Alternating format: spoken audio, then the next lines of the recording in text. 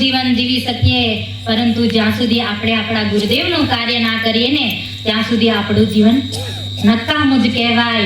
એટલે ગુરુદેવે એમ કહ્યું કે ભલે તમે આ તમારું આખું જીવન ના સમર્પિત કરી શકો, પરંતુ તમારો માત્ર થોડો સમય એવો રાખો કે જે તમે તમારા ગુરુના કાર્યમાં સમર્પિત કરી શકો, અને જેના દ્વારા તમારા ગુરુ તમને ક્યારેક આપણે કાંઈ કરીએ તો કોઈને આપવાનું મન થાય ને.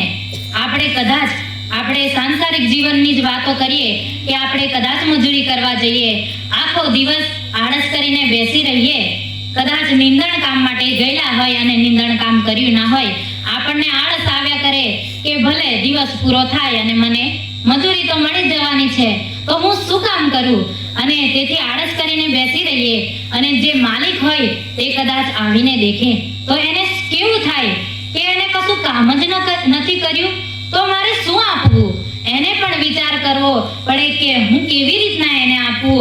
તો આ પરમપિતા પરમાત્મા એના અનુદાન કેટલાય દિવસથી વરસાવવા માંગે છે, કેટલાય વખતથી એ તો અવિરતપણે વરસતો રહે છે, પરંતુ એને પ્રાપ્ત કરવા માટે આપણે કંઈક કરવું પડશે ને.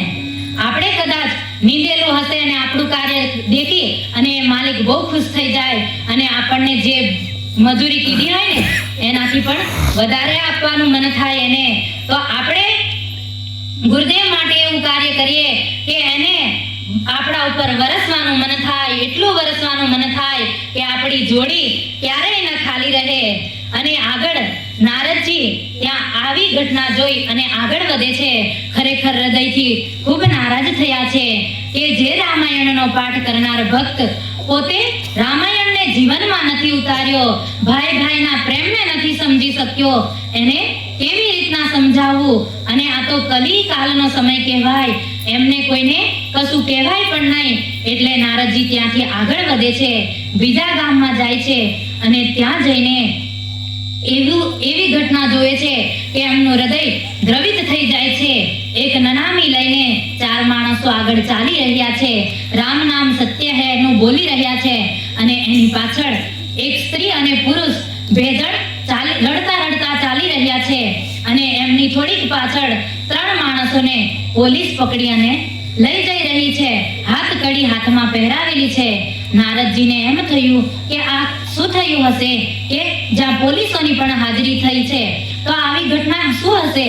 ત્યારે નારદજી ખૂબ વિચાર કરે છે અને ત્યારે સાઈડમાં એક ઉભેલા ભાઈ હોય છે, તેમને પોતે વેશ પરિવર્તન કરી અને પૂછે છે કે હે ભાઈ આ શું છે.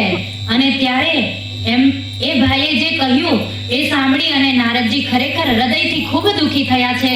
અને એ ભાઈએ એમ કહ્યું કે જે આ નનામી જઈ રહી છે એ નનામી એક એવી નારીની છે કે જેના હજી હમણાં 6 જ મહિના થયા, લગ્ન થયા હતા, પરંતુ એના પિતા અને માતા એટલા ગરીબ હતા કે એને દહેજમાં કંઈ આપી ન શક્યા.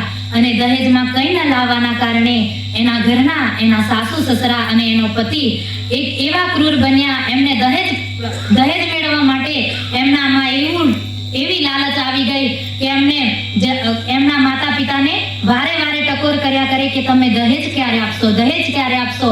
અને એવી ટકોર કર્યા જ કરતા, પરંતુ માતા પિતા તો ગરીબ હતા એટલે એમ વાયદા કર્યા કરે કે અમે અમારી વ્યવસ્થા થશે એટલે તમારી સુધી પહોંચાડી દઈશું. અને આવો જવાબ સાંભળી અને 6 મહિના થઈ ગયા. 6 મહિના થવા છતાં દહેજ ના આવ્યું એટલે પેલા જે સાસુ સસરા અને પતિ હતા એ સ્ત્રીને જીવતી સળગાવી દીધી. અને એ કેવું હૃદય દ્રાવક એ ચિત્ર હશે, એ સમય કેવો હશે કે કેમ એની ચીસો કેવી સંભળાતી હશે, પણ એને કોઈએ મદદ ન કરી. અને જ્યારે આવું દ્રશ્ય બન્યું ત્યારે પોલીસ વાળાને પણ ખબર પડી અને એ લોકો આવી રીતના એમને પકડીને લઈ જઈ રહ્યા છે. જે નનામીની પાછળ છે એ દીકરીના માતા પિતા છે જે રડી રહ્યા છે, અને જે પાછળ 3 માણસો છે એ એના સાસુ સસરા અને પતિ છે, જેમને આવું કૃત્ય કરવાના કારણે પોલીસ એને લઈ જઈ રહી છે. અને આવું સાંભળતા નારદજીનું હૃદય પણ ખરેખર દ્રવી ઉઠે છે. એમને એમ થાય છે કે આ કલિકાલનો સમય કેવો છે કે માણસના ભાવને નથી સમજી શકતો અને એના કારણે આવું કેવા કૃત્ય કરે છે. ક્યાંક બોમ્બના ધડાકા થઈ રહ્યા છે, તો ક્યાંક આવી રીતના નારીઓને પીખી અને મારી દેવામાં આવે છે.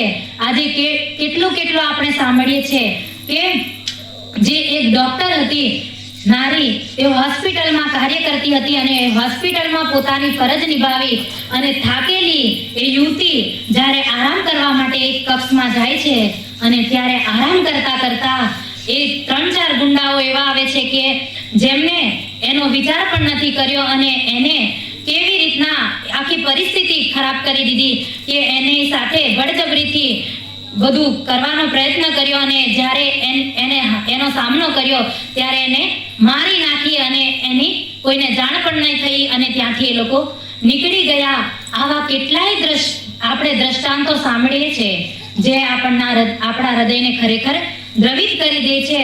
ત્યારે આપણા આવા સમાચારો કેટલાય એવા હોય છે જે માતાજી આગામી જ્યારે માતાજી હતા ને ત્યારે સમાચાર પત્ર વાંચતા અને એમાં પણ આવા કોઈને કોઈ સમાચાર નીકળતા એક દિવસ પણ એવો ન જતો કે જેમાં એમ ન લખ્યું હોય કે આજે આ સ્ત્રીને આવી બાબતના કારણે મારી નાખવામાં આવી, કે આવી રીતના એને ટોર્ચર કરવા